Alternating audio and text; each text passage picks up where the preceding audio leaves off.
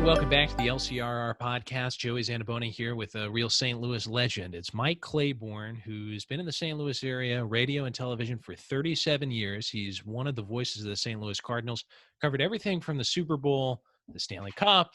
Now it's his first time on the LCRR podcast, and boy, are we really happy to have him here. Mike, how you doing today? I'm good. It took me 38 years to get to this program, and I'm glad you invited me. Well, we've only been on the air for 41, so you're not that far behind. Yeah, it's been a long time, but we're still plugging away. Mike, it's been such an interesting week in baseball. It seems like things have come to a halt, and just about 15, 20 minutes ago, I saw an update that Tony Clark, Rob Manfred had a sit-down, an actual face-to-face in Arizona that was described as positive. Interesting times. Obviously, no one's 100% sure what the future holds, but let's start here. Any hope that there's a win-win situation to get this season off the ground? Well, yeah, I think there is. I think the question is, why did it take this long for the two heads to meet? Obviously, their underlings couldn't get a deal done. And there's a lot of back channeling that obviously takes place in these situations. But to hear that this is the first time that they've met during this whole ordeal, I just find shocking. And I understand you can talk on the phone and all of that, but it's come to that where somebody, I'm sure both sides, their parties have said, hey, look, go get the deal done. I think the owners have said it to Manfred. I'm sure the players have said it to Tony Clark. Let's go get the deal done. And the big boys now have to roll up their sleeves and sit in the room. And I anticipate something happening this week. And do you think the current constraints on communication, having to do so much through Zoom, through phone, digitally, do you think that has some impact on just the sort of stalling of the negotiations? No, I don't think so. I think if anything, it probably enhanced a situation where you were having face-to-face meetings. But, nothing replaces, reality of being in the room. But I just wonder why it took this long for these guys to be in the same room together. Now, the challenge that you also ran into is you had some people who had not had a lot of experience at this on both sides of the fence. And to allow them to carry the ball this long without any sort of real progress, I think is a head scratcher.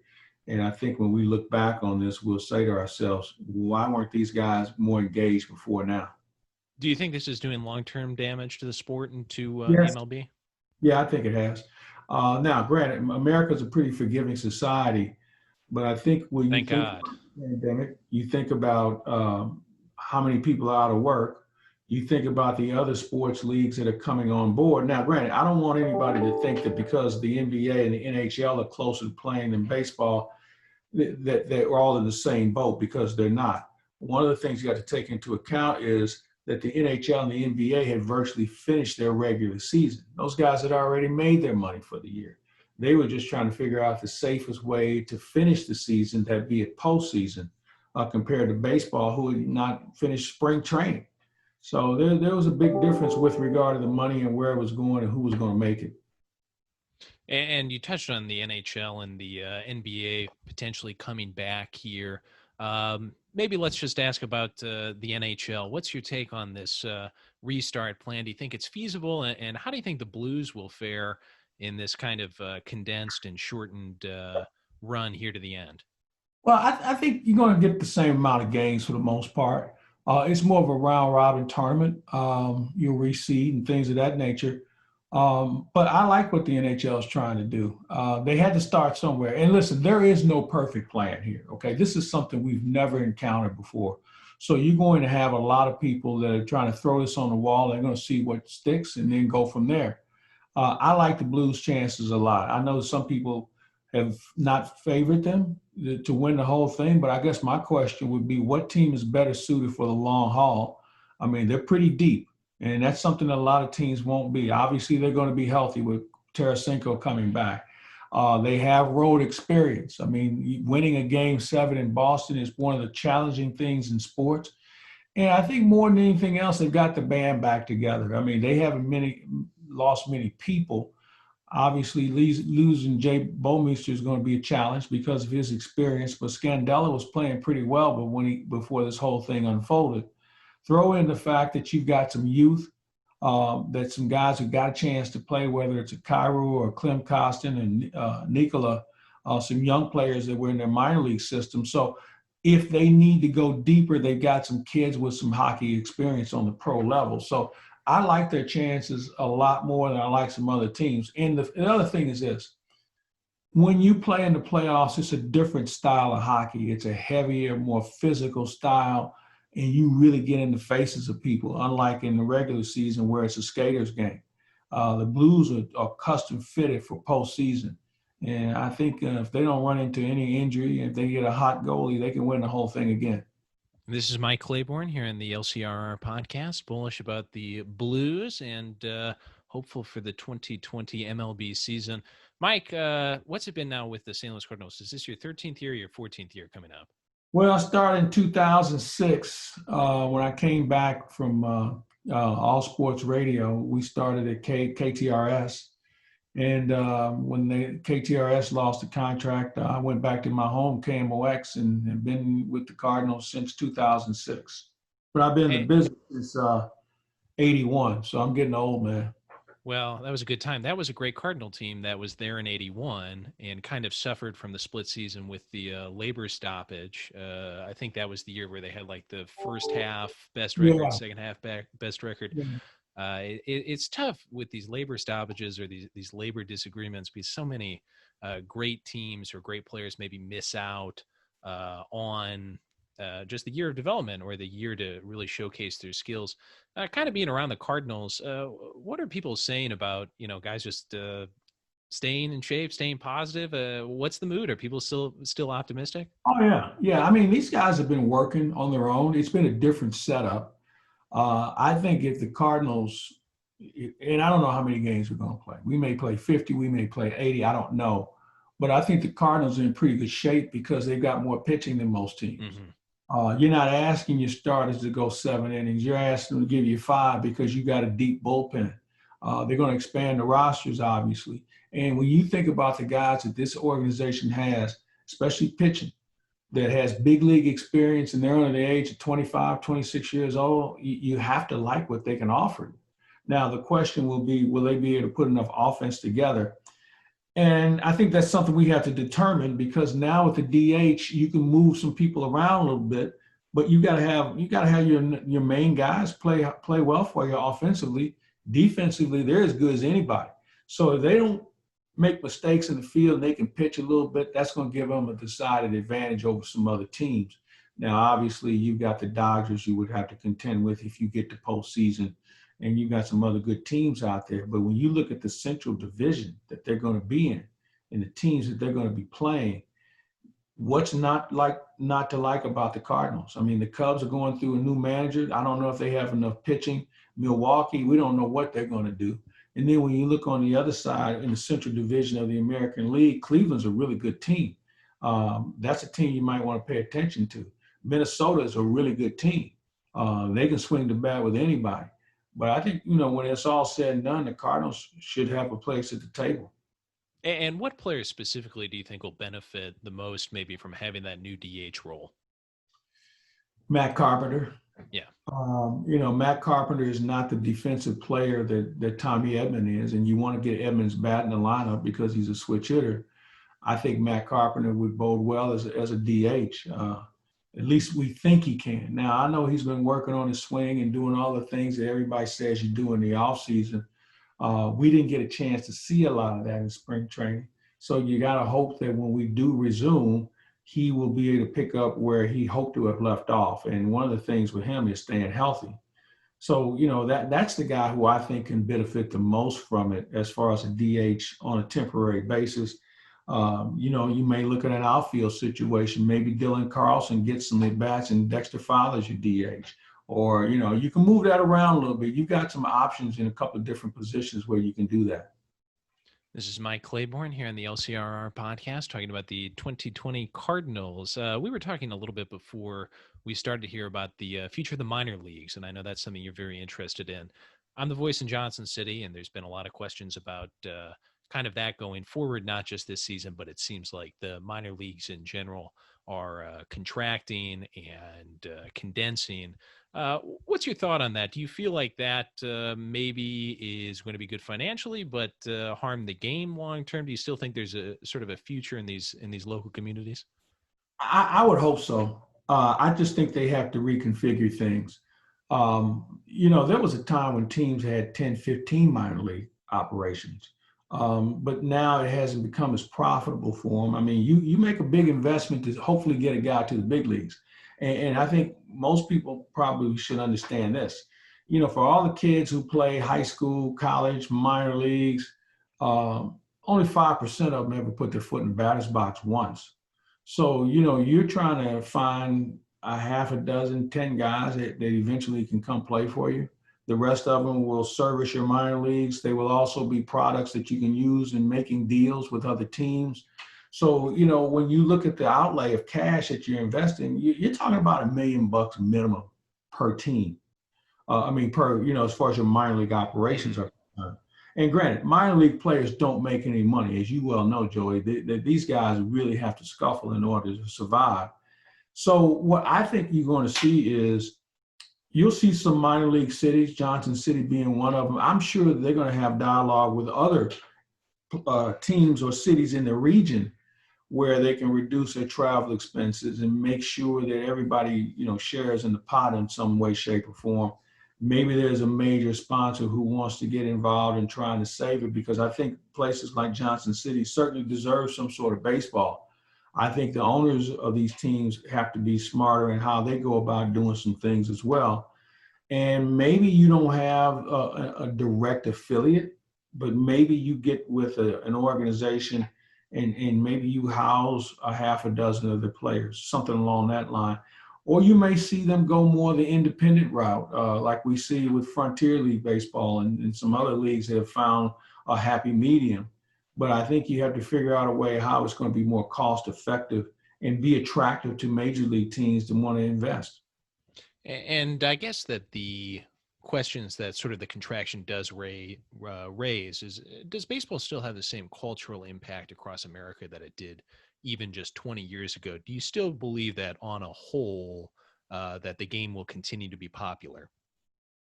I think we're at a crossroads right now. Not only just the major league level, but I think all across the board, because baseball has allowed other activities, sports, to really kind of come into play and challenge them during a time when they basically had the summer to itself.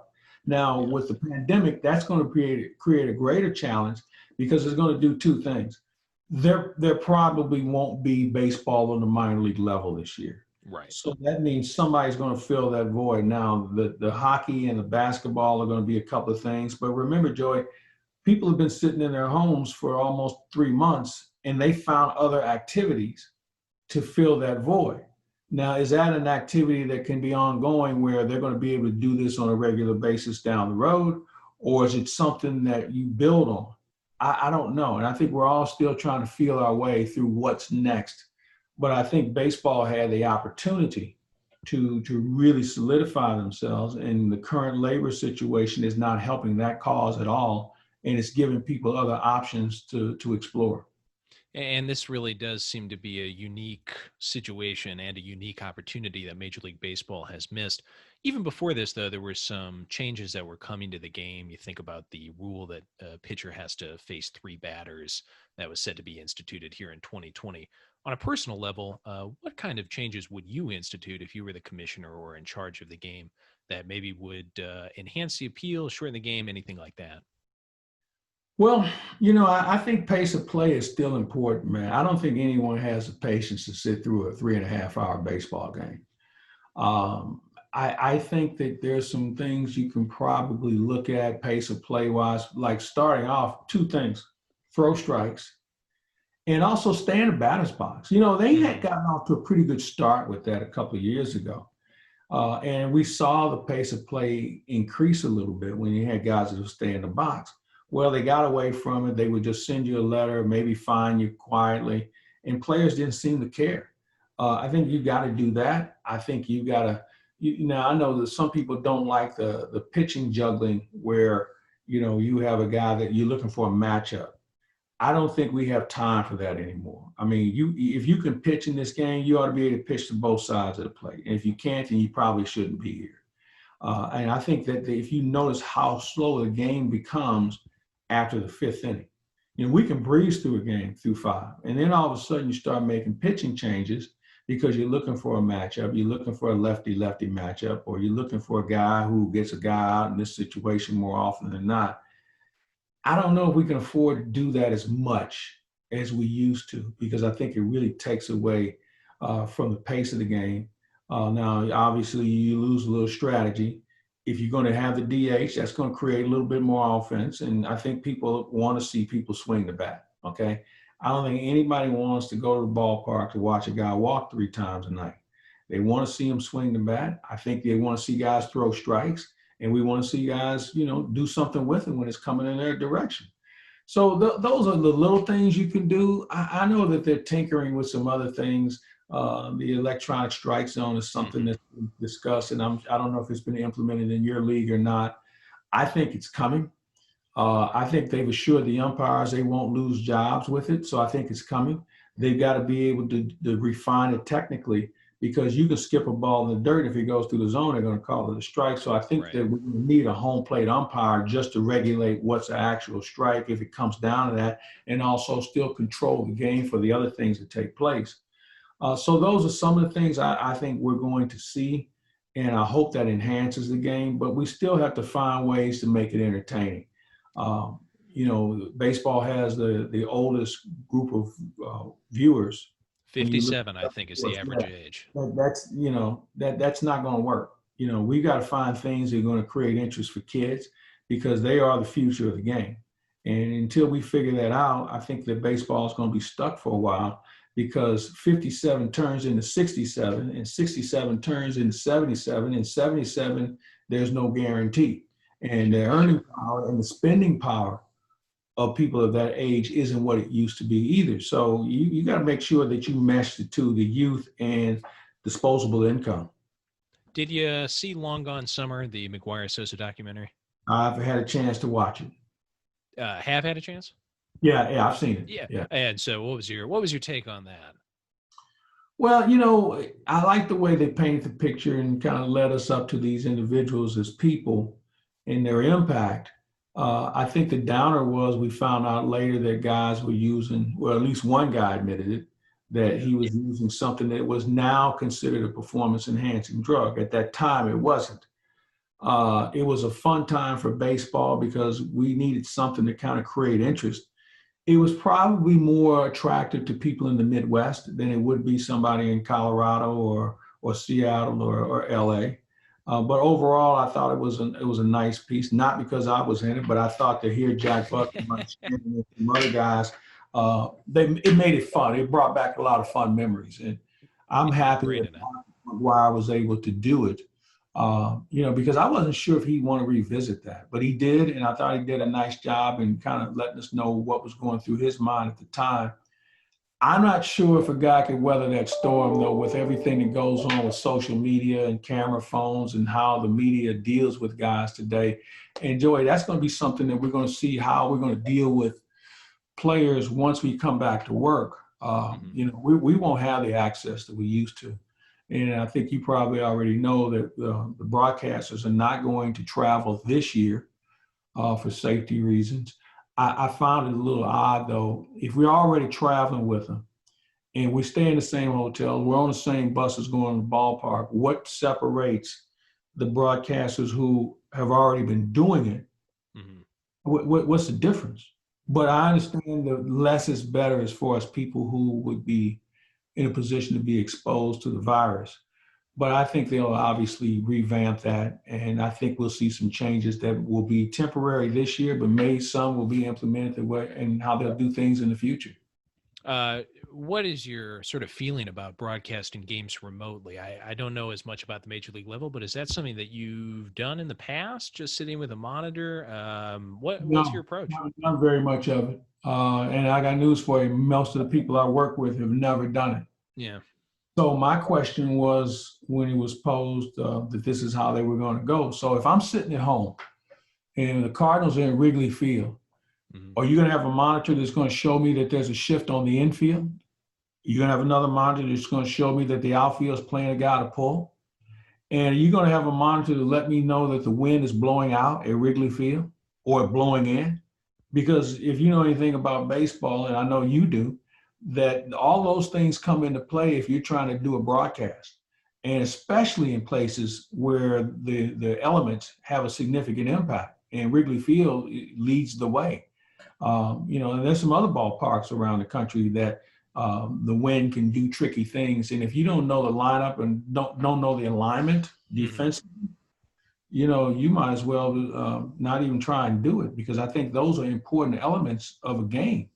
The defensive alignment, and if we don't have access to see how that works, I think it's going to be a little bit of a challenge for everybody.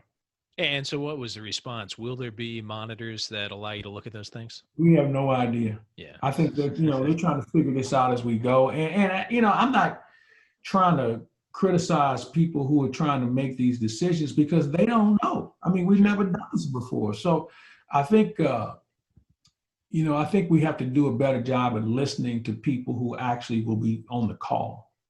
And so where we go from here, I don't know. I'm just going to wait, and whatever they tell me, this is where we like to try and do it. Let's try and do it and see what happens. So in December, right around Christmas, I actually broadcasted a couple of games in the Australian Baseball League, and I did it from my parents' basement, which was a challenge, and it was kind of just a learning experience. That was the first time I had really done that. I was impressed by how sophisticated the camera setup was. That's really an independent minor league, and so to have a 5 camera deal did make it relatively easy to at least understand the action, but I felt kind of withdrawn from it, and it was harder to pick up on the subtleties of the game. So it just had kind of a mixed. I had kind of a mixed feeling about it because it was a cool Well, experience, but it was definitely challenging. I think some sports you could do it with. I know that the Olympics, and they've done cycling. There's some other sports you can get away with it. You can probably get away with it in football. Yeah. But I think baseball, because of the situation and the positions, and obviously the elements, it's a little bit of a different bird. Now, obviously, they're doing it with ESPN in the Korean League. I don't find that attractive whatsoever. But and here's the other difference. I think TV is different from radio in how you Mm. do this. With TV, there's plenty of pictures to kind of paint it, to paint what's going on. But in radio, you're at the mercy of TV and the director on what camera angles and what shots you're going to have. And again, when you're being descriptive in radio, you need to let people know if the infield's in for the play at the plate, or the third baseman's playing a guy for the bunt, or they've got the shift on because this guy's been a dead pull hitter. The same thing applies in the outfield, on how you want to position the guy. So those things you have to give description to, compared to being on TV, where it kind of speaks for itself. So I really think that there's a lot of things that still have to be worked out. I think we'll probably do a practice game or two just to get a feel for what to expect. And those are all things that still have to be determined, because we don't even know when we're going to be playing. But believe me, once they say this is when we're going to play, I think we'll see a lot of people go into motion in trying to be as best prepared as they can leading up to the actual start. So we had John Shambi on here, and he was a guest just about a month before he started doing the Korean Baseball Organization games. And Boog is a great, great announcer. Watching the Korean Baseball Organization games, there's not a lot of play-by-play announcing that goes on. There's a lot of interviews. It seems like there's just kind of that television, let the images carry the work. Mm-hmm. Some of it's still interesting, and he's a great guy and a great announcer, but I wish they would actually just carry the Korean announcers on the ESPN broadcast. I'm a big fan of baseball announcing in Taiwan and Japan and South Korea. I just think it gives a different perspective, and it's also just very exciting. I don't pretend to speak any of those languages, so I can't say I understand the subtleties of it. But do you ever listen to baseball announcing either in Asia or any foreign country? Does that ever kind of factor in? Now, the Cardinals have two great Yeah. Spanish language announcers. But do you have any sort of interest in that kind of stuff?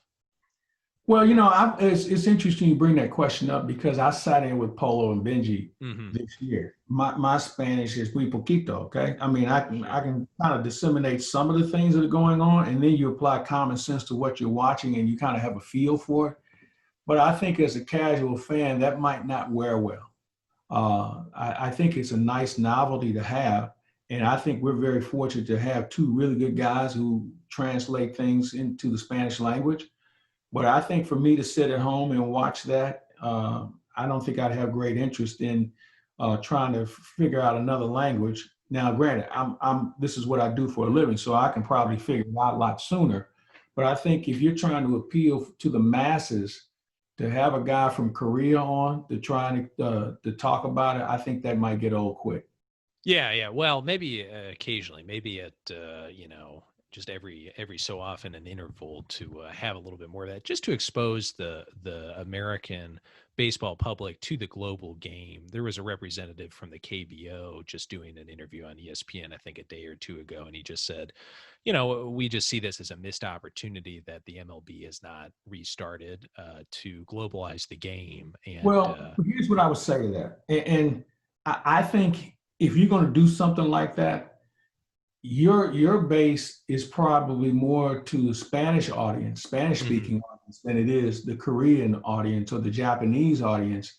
Now if you're doing it in China where there's a bigger market, maybe there's something to it.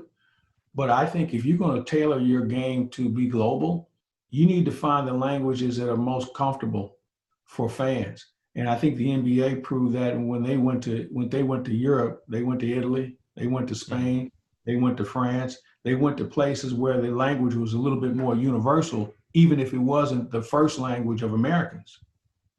Yeah, I think that any opportunity to globalize baseball, I think, is going to be beneficial to the game. I hope that the MLB can come back sort of as at least a symbol with these other leagues that the MLB is still trying to appeal to a global audience. It's been, such a tough time, but that exposure to Asian baseball. Maybe it's been one of the positives out of this. This is Mike Claiborne here on the LCRR podcast. Mike, it's been a turbulent time for the country, and I've read many things about you. I've admired you for a long time, and maybe it was a year or two ago, you did an interview about St. Louis, and you said St. Louis is a nice place to live, but maybe it's a little further behind in terms of racial equality and erasing some of the horrors of discrimination and prejudice compared to maybe a city like Atlanta or Denver. I think you used as an example. Um, where have you seen maybe progress in the St. Louis area, and do you still feel like better days are ahead? Do you feel like this has been, I guess, this social movement, the Black Lives Matter movement? Do you feel like that's pushed us ahead? Do you feel like this might be an inflection point? No, not really. I don't think St. Louis has progressed very much since I Mhm. made these comments. I see too much internal bickering or traditions that we've seen that I think have held St. Louis back politically, racially, socially, just territorially in how St. Louis is constructed. I don't see much of a change. I hear a lot of conversation, Mhm. but I don't see much change. And I think when you talk about social unrest and racial injustice, when I look at the police department, and let's just start with that, you have two different unions, a black one, a white one, and yet they're supposed to put on the uniform and represent the blue, and they have their own internal differences on how policing should work. So that's the first problem that we have with St. Louis, and I'm sure there are other communities that have similar setups, but we're talking about St. Louis. I Right. think politically, when you look at how this city is constructed, where you have the city and the county, and you can't they can't agree on anything, and they're servicing the same people, that's a problem. And we're not sure on how to consolidate because that means somebody might lose a job or somebody might lose some influence. There's very little trust between black politicians and white politicians, and that's got to stop. Seldom do they work together on anything. They protect the north side and they protect the south side, and nothing gets done. Um, I think even how we cover things in St. Louis media-wise probably needs to have a different look. I watched some of my friends do really good stories, only to be ostracized by someone on Twitter or Facebook or whatever for all the wrong reasons. So I don't think we've progressed as much as we have seen other cities grow, whether it's Kansas City or Denver or Indianapolis. And I always, in my travels, I think what I've tried to see, you can tell when a city's growing and you look at how many cranes are in the sky, how much construction is going on, who's moving there. We don't see that in St. Louis. I mean, we've had a couple of construction elements. They built an apartment building on Kings Highway and Ballpark Village is being built. Where else is there real growth in St. Louis? We don't have major companies moving here. Now we've got more tech companies that are starting to have a footprint in St. Louis, but I don't think we have the leadership at various levels to really give us the wherewithal to feel like we can really be progressive 3 years, 5 years, 10 years down the road. And how about in the sport of baseball? There's been a lot of talk over the last 10, 20 years about the decline in Black representation among Major League Baseball Mm-hmm. managers, for example, front office executives. Do you feel like in the last decade or two, maybe baseball has taken a step backwards in terms of racial injustice? Yeah, I think they have. They're trying to fix it team by team now.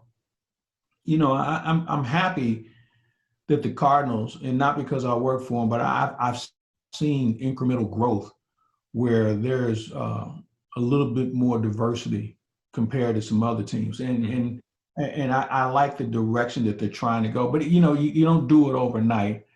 I think the manager situation is a real concern because we don't even have a lot of Black coaches that are bench coaches. And there was a time that if you wanted to, it's like in football, where if you wanted to be a head coach, you had to be a coordinator.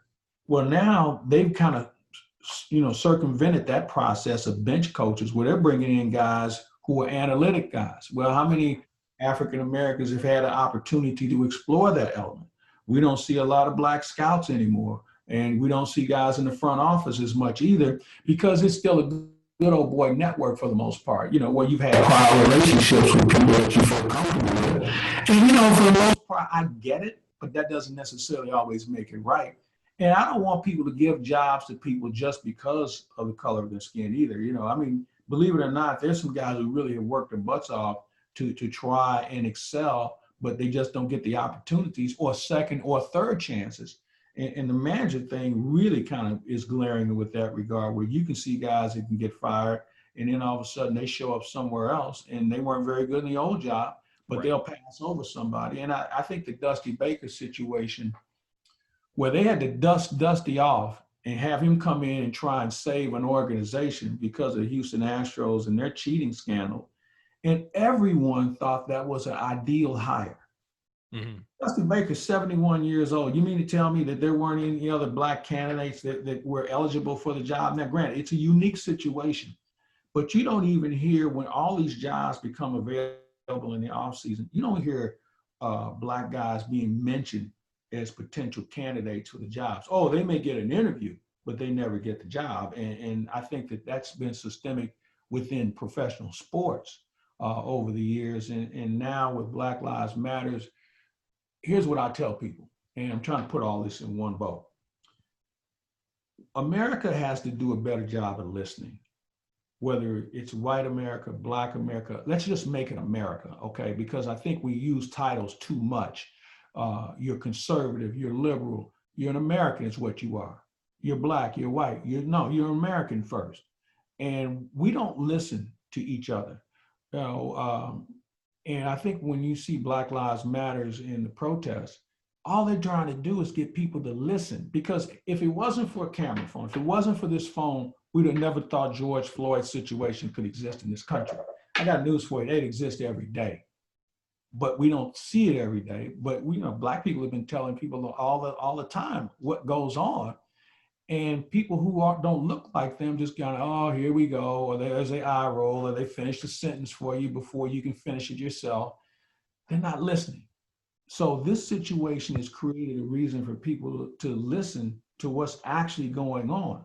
And once they actually see it and hear it for themselves, they're appalled. And then now they say, well, what can I do? Well, what the first thing you can do is be a better listener. And no one's got the answer. Okay. There's not one answer here. But if we have a better opportunity to listen, that creates conversation, and conversation creates ideas. Ideas become eventually implemented, or laws are passed, and things of that nature. So it's a combination of things that leads up to some sort of legitimate resolution. And it's going to take time, but we're running out of it because I think people are tired of seeing it and they're tired of dealing with it on a regular basis. Well, that was quite an answer, and covering a lot of bases. You did it very well. When I was first sort of getting into minor league baseball in 2015, I was with an affiliate of the Los Angeles Angels, and they tried to do a promotion called Caucasian Heritage Night, and I ended up leaving the team in protest because I felt like it was racist. It was just wrong. It was meant to offend people and to try to get attention for the team in sort of a very negative way. And it really opened my eyes to some of the problems of professional baseball, where people around that team, and then a lot of people I think who were fans, I guess, they didn't see any problem with um, that kind of ideology in a baseball stadium, in a professional sort of deal. And it was a complicated situation. I made the choice to leave the team, and I don't look back and regret it. But I guess I wondered, after sort of the whirlwind of it passed, what sort of concrete actions would be taken by Major League and minor league baseball to increase diversity and to commit to making the game one that reaches out to and supports African Americans specifically. And I guess I was wondering if maybe you could just touch on that. I know you said that there was Well, some progress being made. What kind of tangible things do you feel like they're doing to make that a reality? well, I think one of the things when you start having heritage nights, and the Cardinals have had some, they've had African American Heritage Night, they've had Latin American Heritage Day. It's more information. It should be informational because you can bring your kid to the ballpark, and if you've seen how we do it in St. Louis, it's one where it's informational. They're playing music, they're talking about their history in the game, and for people who aren't of that persuasion, it gives them a chance to learn. And that's all it's supposed to be, is informational. Now, if somebody thinks it's important to have a white heritage night, I guess my question would be, what have we missed, considering that these same people write the books on their history? They have multiple vehicles to discuss it. And if they feel threatened because somebody else would like to talk about what they've been able to do and with their contribution to the game, then they've got a bigger problem. Because this is not a situation where anybody's trying to take over anything. We just want to be part of it. Right. That's it. And I don't think anybody's looking for special treatment. The reason why you have these designated heritage evenings or afternoons is it's more informational. And again, go back to listening, paying attention, not being afraid to embrace another heritage or have a better understanding, which may answer other questions you've always wanted to ask.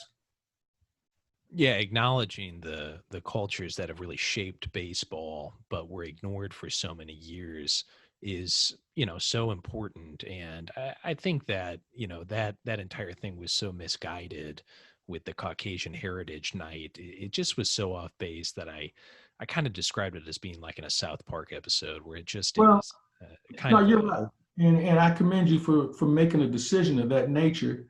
And hopefully other people would understand why you did it, because it's not something that probably had the best intention. Let's just put it that way. Now, there may be people who say, well, we weren't trying to harm anybody or trying to offend anybody.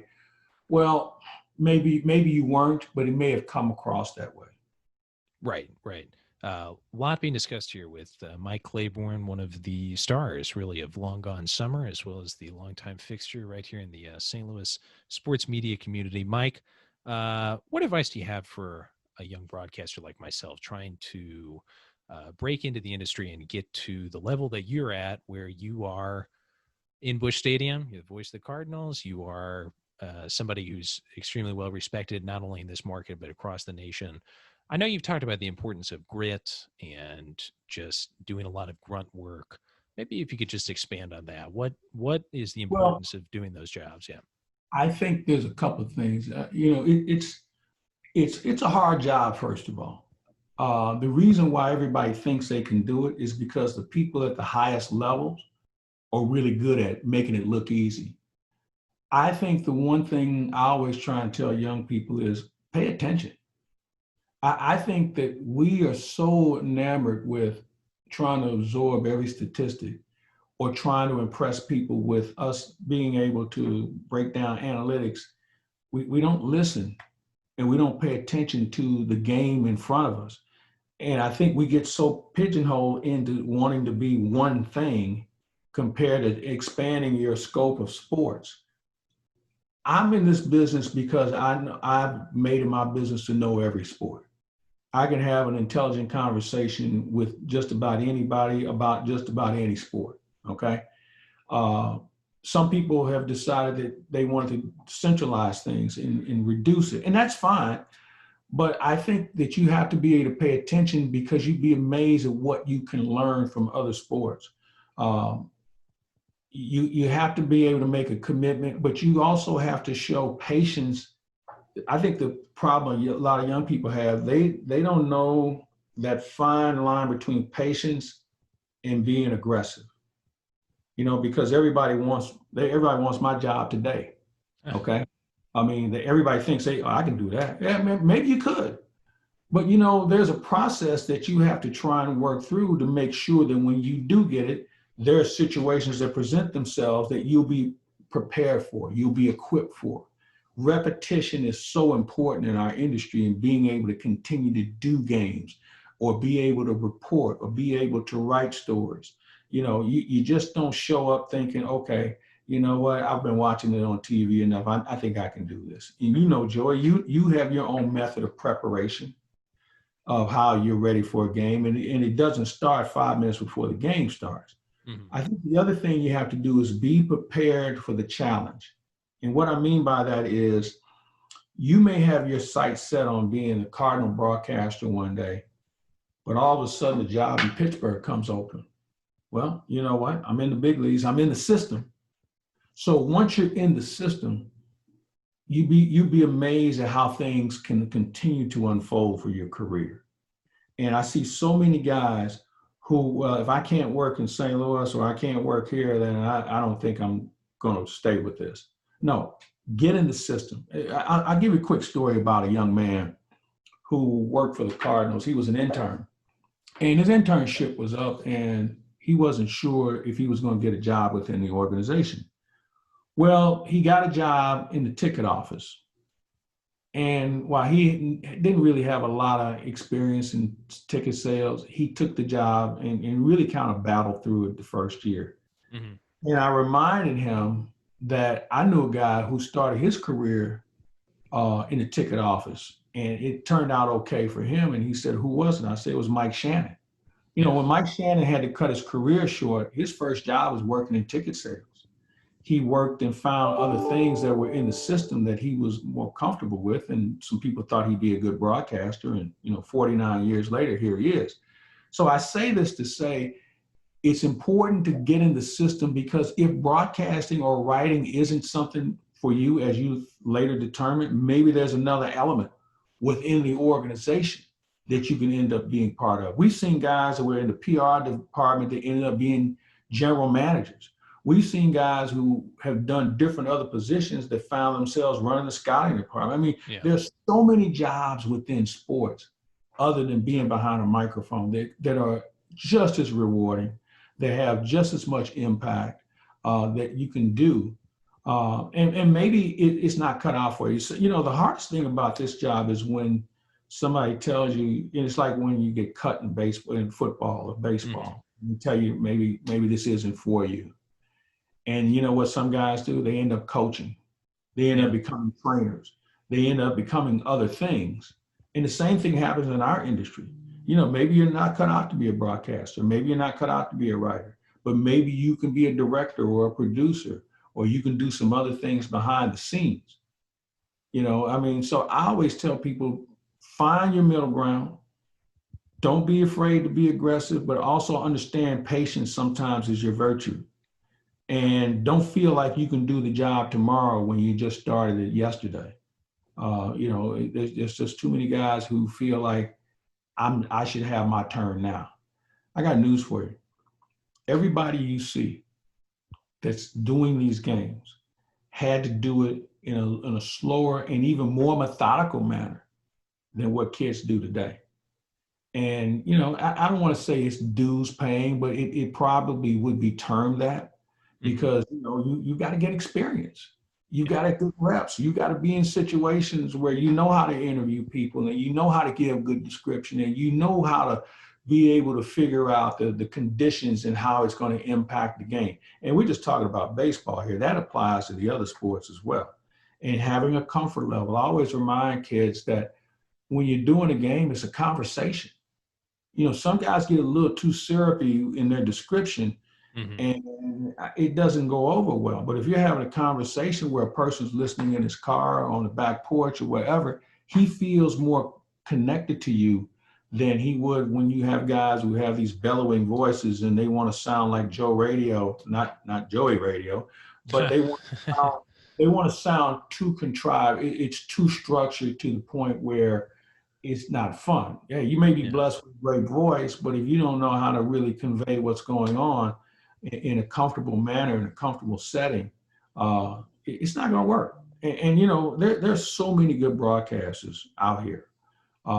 And some of them don't get the opportunity to get to the big leagues or the NFL or the NHL or the NBA. But they found their niche in some other way, shape, or form. So that would be some of the advice I would give, because there's no perfect pattern. Everybody's got their own path to get to the pros. My path is different than John Rooney's, and John Rooney's path is different than Mike Shannon's, and Mike Shannon's path is different than Ricky Horton's. And Dan McLaughlin's path is different than somebody else's. I mean, everybody's got a different path, but they all have the common understanding of what kind of work it has to go into it from a preparation standpoint. And I think they also learn how to pay attention to what's going on around them, where they can convey that in their delivery, and whether they're being color or being a play-by-play guy.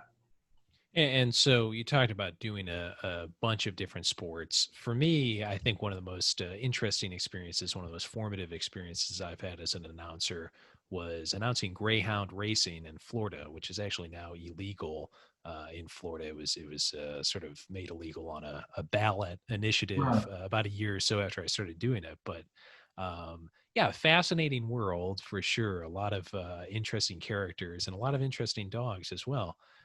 But how about for yourself? Is there something that's been off the beaten path, just maybe one of those sort of wide world of sports type of things that you did? Yeah. Women's team handball. Okay. Bob Ramsey and I did that, gosh, it had to be 25 years ago. And we did women's team handball. They used to have this thing called the Olympic Festival. It was kind of a precursor to the Olympics. And they had it in St. Louis.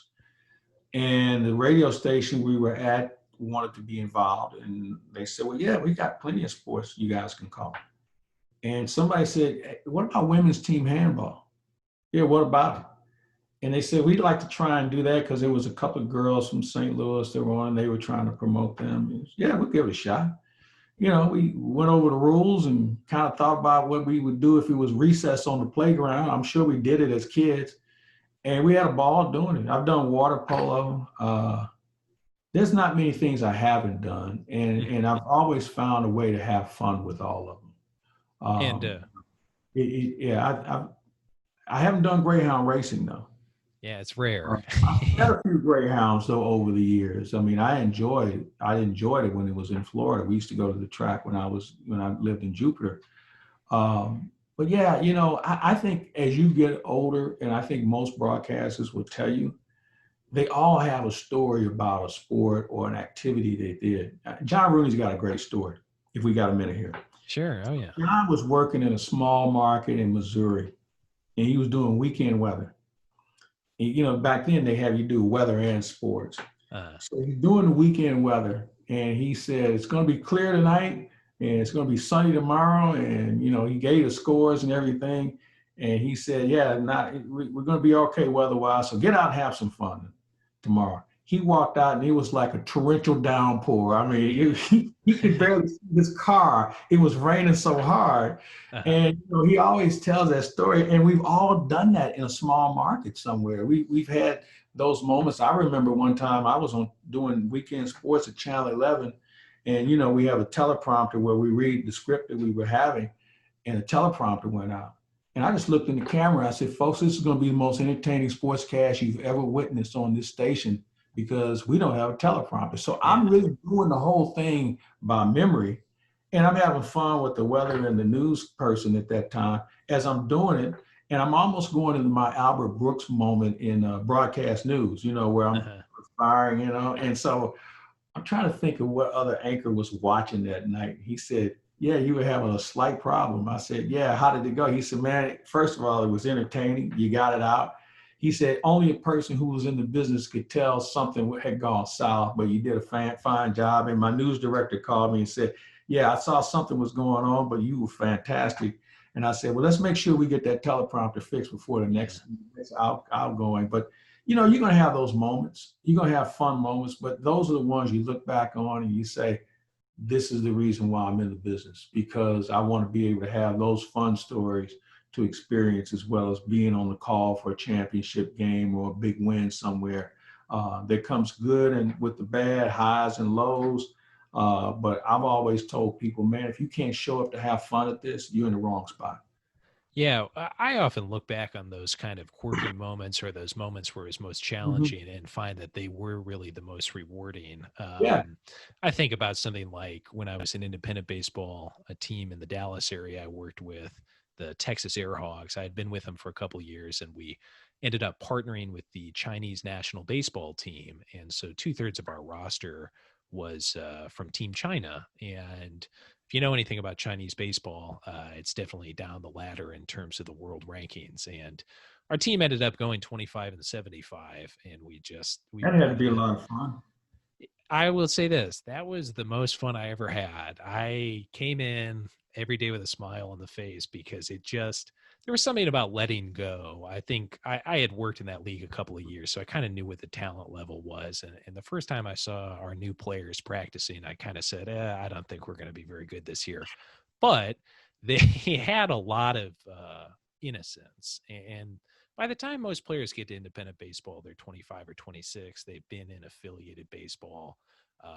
And it didn't work out for some reason. And it's easy for those players to get a little bit cynical about the situation in independent baseball, just them being there. Now, a lot of them are still very good and still have fun, but they can get a little bit cynical. And I often think about a player from that team, from the Chinese national team, and he came in to the situation with all of his teammates, and he did a magazine interview while we were in the about halfway through the season, and he said, when I walked in and I saw that Airhogs jersey in my locker, that to me was the greatest moment of my life. And I remember when I read it, I thought, boy, I've seen so many players who came in here and said, boy, I failed. I didn't make it in affiliated ball, and they feel like they have sort of this almost shame about playing independent baseball.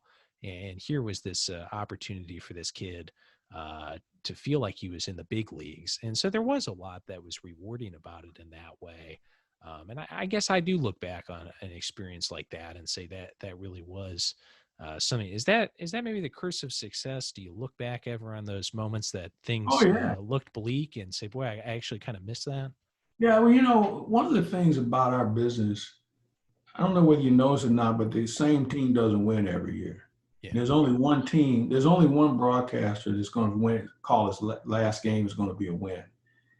And when you don't win and guys, and I've been blessed, I've been part of a lot of winning, but I've known guys who have worked their entire careers and never been part of a winning broadcast. Mm-hmm. And when they've won, I'll call them that night, after the game, after they've celebrated, say, hey, I'm so happy for you, because you know what? None of this is guaranteed. And the only thing you can do is show up look to have a good time, make the most of it. And I think the only way you can appreciate what we do, you got to lose a little bit. You got to be part of some losing situations, some losing organizations, be around a few bad players from time to time, because once you get a taste of winning, you say to yourself, man, it was worth it. And you'll be amazed how many people will come out of the woodwork that will be happy for you because they know you, again, paid your dues and you've endured. You were patient, but you're progressive. And it's something that as you get older, you come to appreciate even more. Yeah, absolutely. This is Mike Claiborne here in the LCRR podcast. We are hoping to hear him in the 2020 MLB season with the St. Louis Cardinals. Obviously, we hear him all over the place here in St. Louis, a longtime fixture, almost 40 years in this market. And a real pleasure to have you on today, sir. Yeah, just a real interesting conversation, covered a lot of ground. And thank you so much for your time. Joey, I'm glad we were able to do it. As I mentioned, I've been kind of following your career and watching you ascend. And I know it won't be long before you'll be behind the mic in a major league ballpark. Hopefully it won't be my job, but it'll be somebody's job for sure. And let's stay in touch and remind everybody they can check me out on our website, claibsonline.com. We always have some fun podcasts and a lot of information. But yeah, anytime you need me, man, give me a holler, and hopefully we'll be back to work here soon, as well as yourself, sir. Absolutely. Well, this has been Mike Claiborne. This has been the LCR podcast. And Mike, maybe you can just hang around. I'd love to just give you a salute here as soon as the stoppage happens. This is the LCR podcast. Make sure you tune in right here at Joey_Zeta on Twitter, Facebook, Instagram, and everywhere else across the world of social media. So long. Take care.